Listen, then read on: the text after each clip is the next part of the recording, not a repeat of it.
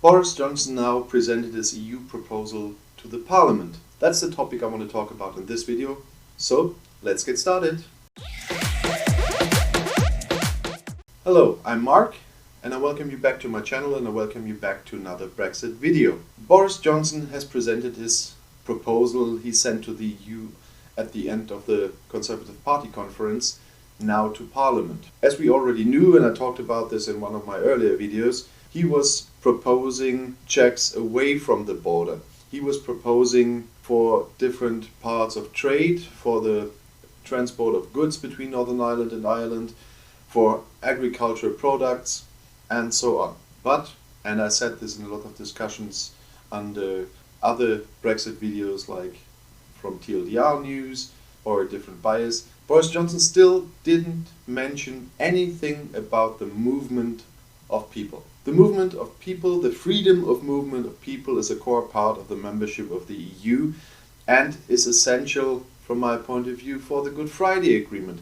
But he never mentions this. And so this proposal Boris Johnson presented to Parliament and which he sent to the EU will not hold up the Good Friday Agreement at all. I heard some people say the Good Friday Agreement can be held up anyway because it's a bilateral agreement between two states, Northern Ireland and Ireland, and has nothing to do with the EU. That's not true. As you all probably know by now, EU law always breaks national law. And that doesn't only count for trade. For example, some law about data protection in Germany was taken down by the European Court of Justice because it didn't comply with the EU law. And so it is null and void. So the EU does not have only to do with trade, and in every other area of politics the nations can do whatever they want. They can do this as long as it doesn't contradict EU law and their treaties within the EU. And that counts for the Good Friday Agreement as well. If the Good Friday Agreement demands open borders, but the laws of the EU say our outside border, which the Irish border will be by then, has to be protected and there have to be checks of people from third states, which Northern Ireland will be.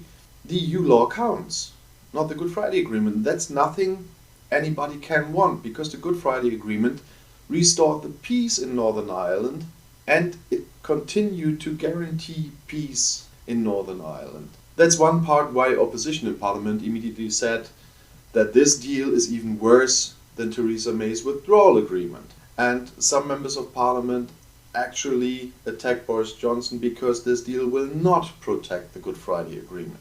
From the point of view of the EU Commission, I mean Jean-Claude Juncker and the chief negotiator of the EU, Michel Barnier, they didn't immediately reject the proposal after it arrived, but they were not very optimistic that this could work when they talked to the press, and I think behind closed doors they're absolutely crystal clear that this will never work. Of course, you always have to keep in mind that from the UK side there was already a blame game going on, that the EU will see how they can reject this without being the target of a blame game, which might be the whole purpose of this thing. Because the EU rejected it, we made a great deal, but it's their fault. And so they are thinking about how to get out of this, although it's Boris Johnson who didn't send a good deal proposal to them.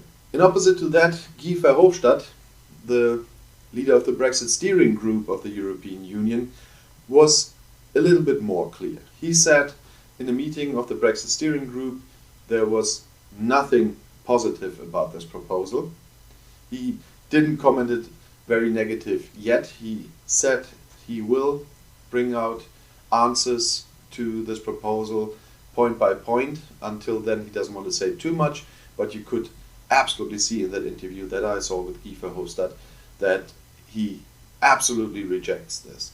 So on the one hand, the EU won't accept this agreement or this proposal, I'm quite sure, and on the other hand, as you could hear in the House of Commons, the Parliament won't accept this deal.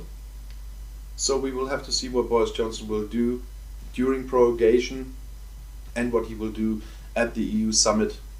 But now, after this proposal was confirmed, I don't see any new deal coming up. So there will either be the choice for Parliament between a no-deal Brexit and finding a way to force Boris Johnson to sign the extension letter.